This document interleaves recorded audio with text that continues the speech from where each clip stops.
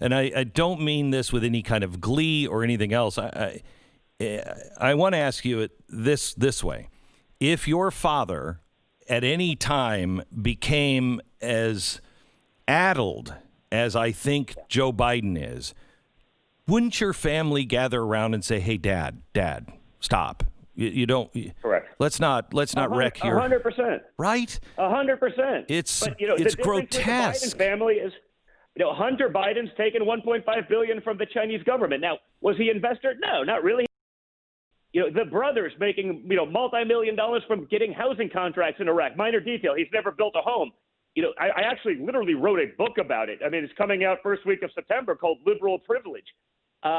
Because that's the kind of stuff that's going on. So if their entire family's livelihood wasn't dependent on Joe Biden's taxpayer-funded office, they would have the decency to do it. And again, I don't mean to make light of dementia or any sort of those Correct. things. By the way, I think he could be maybe a great guy, but are we really going to trust the nuclear football? Are you really going to trust your children and your grandchildren's futures on this guy because we want to be sensitive and kowtow around the issue of mental decline?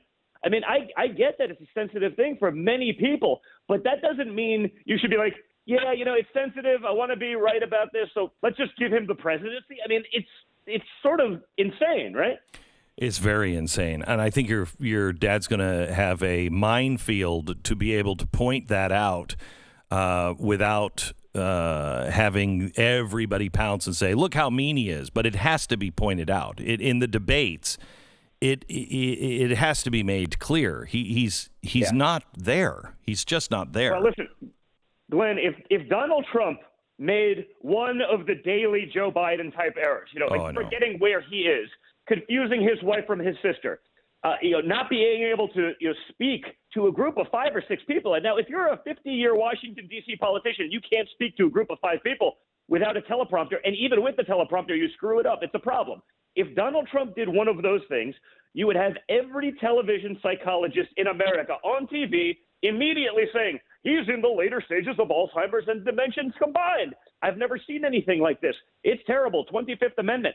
With Joe Biden, they're like, nothing to see here. And it's because the media can push Joe Biden as the moderate. They could try to sell to the American people, look, it's moderate Joe from Scranton. They don't talk about the fact that he left Scranton at 7. They don't talk about the fact that he was an elected Washington, D.C. official since his 20s and has done nothing else.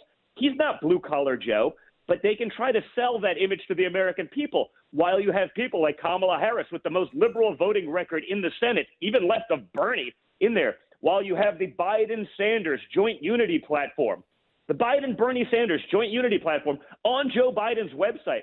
So when I say that he's a radical and all the people, no, he's not, he's a moderate, I'm like, you're not a moderate if you have the Biden-Bernie Sanders joint unity platform on your website. $4 trillion in taxes so you, the American people, can have the privilege of paying for free health care and education for illegals. Now, you don't have the privilege of getting that for yourself, but you can pay for it for others. I mean, this is insanity. And so Joe is the perfect sort of puppet for the left. The real darling of this thing is Kamala Harris for the media. That's who they always wanted. And that's basically who they'll get if Joe Biden's the president. Yeah, I know. He's not going to be the guy to do it. I know.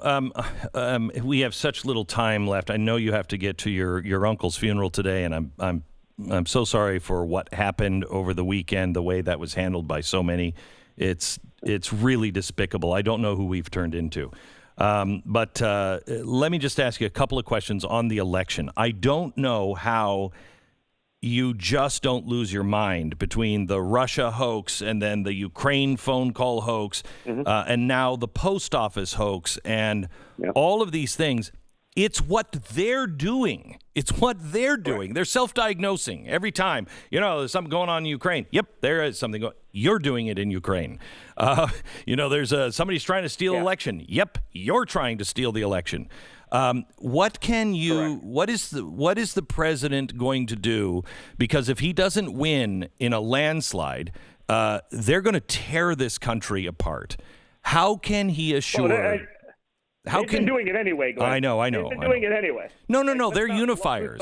No. We learned last night they're unifiers.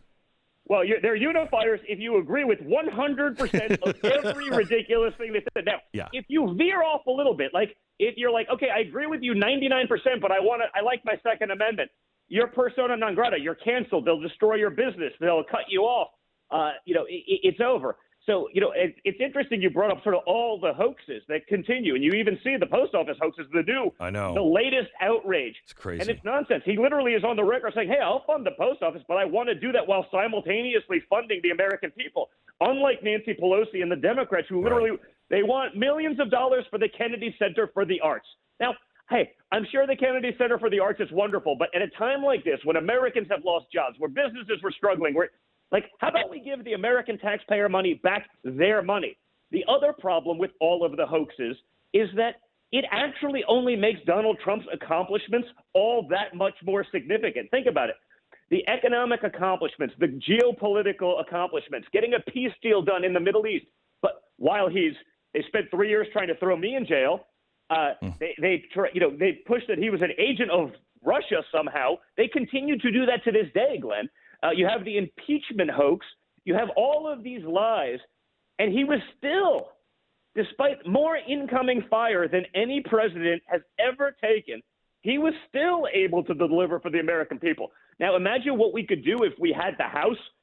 We get the House back. We had it once, but we had weak leadership in the House. They weren't going to push for any of these plans because, they were more concerned about some liberal in Washington, D.C. writing a mean article about him that was going to happen anyway.